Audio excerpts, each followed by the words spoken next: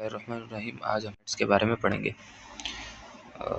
اس کی ہسٹری بہت پرانی ہے، بہت پرانے زمانے سے اس پر کام ہو رہا ہے کہ بھئی لوگوں کے جو بنیادی حقوق ہیں جو ان کے پیدا ہونے کی وجہ سے انہیں ملتے ہیں وہ ضرور ملنے چاہیے۔ سب سے پہلے یہ میگنا کارٹا ایک دستاویز تھی جو برطانیہ والوں نے لکھی تھی۔ اس کے اندر یہی تھا کہ بادشاہ جو ہے نا وہ کسی کی زمین بغیر کسی وجہ کے نہیں لے سکتا۔ پھر اس میں اور ترقی آتی گئی 17ویں اور 18ویں صدی کے اندر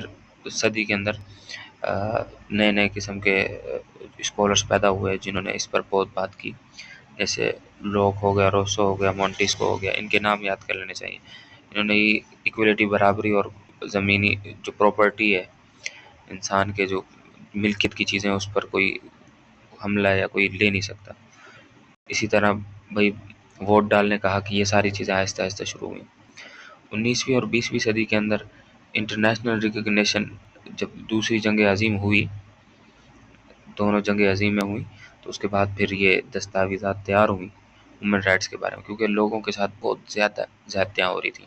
خود اپنے ملک کے جو ان کی حکومت کے لوگ تھے ان کی طرف سے بھی دوسرے ممالک کے لوگ جب وہاں حملہ کرتے تھے تو ان کی زیادتیاں بھی۔ اب دیکھو UDHR 1948 یہ ایک مطلب معاہدہ ہوا تھا۔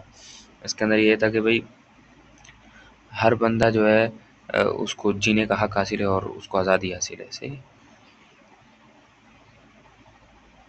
اچھا، اب آ جاتے ہیں پاکستان کے اوپر۔ میں پہلے ان کے اوپر بات کر لیتا ہوں، ان کے جو مختلف فلسفی ہیں۔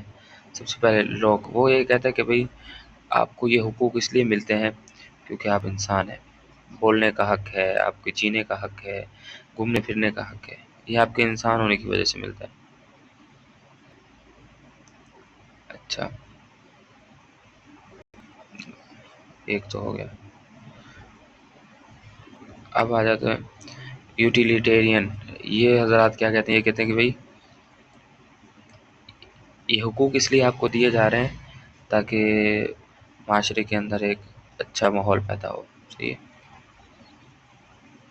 سوسائٹی کے لیے ہم یہ کر رہے ہیں۔ مطلب پیدائشی طور پہ آپ کو یہ حقوق نہیں ملنے چاہیے، لیکن اس لیے مل رہے ہیں کیونکہ یہ سوسائٹی کو اچھا کرتے ہیں اور سوسائٹی کو اچھا کرنا ہماری ضرورت ہے۔ اچھا، ٹھیک ہے بھئی، ہر کنٹری جو ہے نا اس کے اندر یہ ہیومن رائٹس کے بارے میں بات ہوتی ہے اور ان کا جو ان کے آئین کے اندر یہ باتیں لکھی ہوتی ہیں۔ پاکستان کے اندر بھی یہی باتیں لکھی ہوئی ہیں۔ آرٹیکل 199 اور 184(3) کے تحت یہ ہے کہ بھئی آرٹیکل 199 کے تحت یہ ہے کہ بھئی ہائی کورٹ جو ہے نا فنڈامنٹل رائٹس کے خلاف اگر کوئی معاملہ کرتا ہے، پبلک آفیشلز جتنے بھی حکومت کے ادارے وہ اگر کرتے ہیں تو کورٹ ڈائریکٹ ان کے خلاف ایکشن لے سکتا ہے، ان کے خلاف فیصلہ سنا سکتا ہے، ان کے کسی بھی معاملے پر تنقید اور انگلی اٹھا سکتا ہے۔ ٹھیک ہے، یہ تو میں نے ہائی کورٹ کا بتا دیا نا۔ سپریم کورٹ کا آرٹیکل 184(3) کے تحت یہی بات لکھی ہوئی ہے۔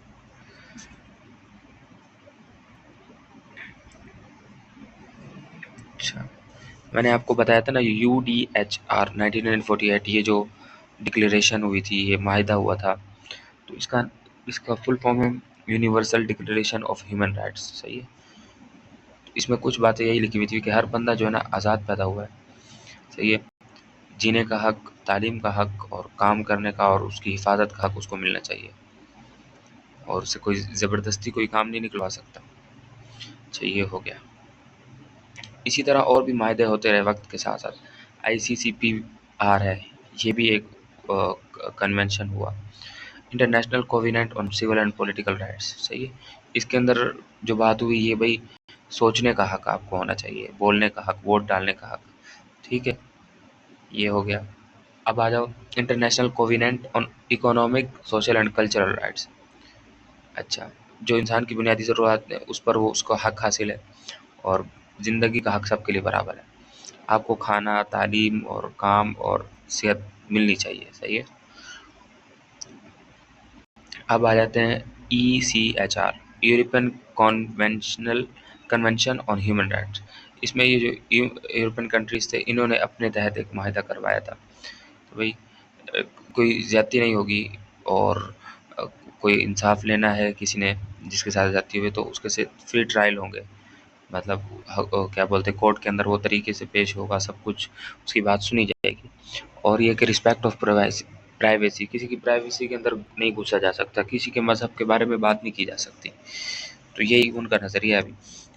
Inter American commission on human rights, ٹھیک ہے، یہ بھی ایک کمیشن بنایا گیا، صحیح ہے۔ یہ امریکہ کے اندر جو ہیومن رائٹس ہے ان کے بارے میں بات ہوئی، صحیح ہے۔ دیکھو ہر ملک نے، ہر ادارے نے اپنے تحت کام کیے نا۔ سب سے پہلے جو ایک بڑا ہیومن رائٹس کے تحت ایک کے لیے ایک بڑا معاہدہ ہوا، اس کے بعد یہ چھوٹے چھوٹے معاہدے ہوتے رہے۔ اب اسی طرح African charter on human rights, human and people rights, اس کے اندر بھئی افریقہ کے جو لوگ ہیں ان کے بارے میں بات ہوئی۔ باتیں وہی ہیومن رائٹس کے متعلق ہوئی، لیکن اس میں افریقہ کے ملک کے اندر یہ کام ہوا۔ اچھا اب آ جاتے ہیں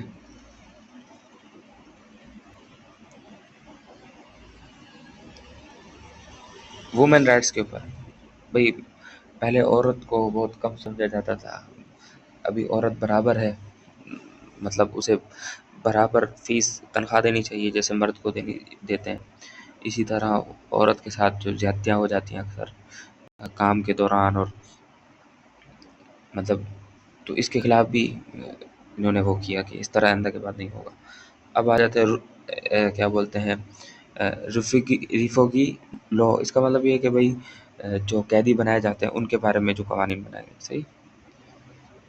بس آج کے دور میں یہی قانون ہے بین الاقوامی، اور جو کنٹریز اس معاہدے کے تحت ہیں ان پر لازم ہے کہ وہ ایسے ہی کریں کہ بھئی آپ کسی کو غلام نہیں بنا سکتے، صحیح ہے۔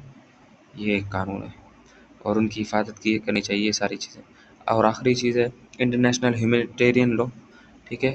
اس کے اندر یہی ہے کہ بھئی جنگ کے دوران جو لوگوں کے قتل وغیرہ ہوتا ہے یا اس طرح زیادتیاں ہوتی ہیں حد سے زیادہ معصوم لوگوں کا، یہ نہیں ہونا چاہیے، صحیح۔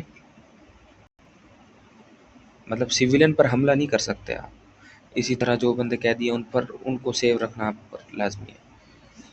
اب آپ دیکھ لیں یہ ہیومن یہ یو این چارٹر کے مطابق یہ ساری چیزیں ہیں۔ تو اب یہ کیا کر رہا ہے اسرائیل، اس کا بس کوئک اوور ویو کر لیتے ہیں۔ آئی سی سی پی آر مطلب یہ اسپیک کے اوپر تھا، آئی سی ای ایس سی آر، ٹھیک ہے۔ یہ عورتوں کے بارے میں تھا کہ بھئی ان کے ساتھ زیادتیاں نہیں ہوں گی، ٹھیک ہے، صحیح ہے۔ اس کے اندر اکنامک کے اوپر بات ہوئی تھی، یہ انہوں نے غلط لکھا ہوا ہے، ٹھیک ہے۔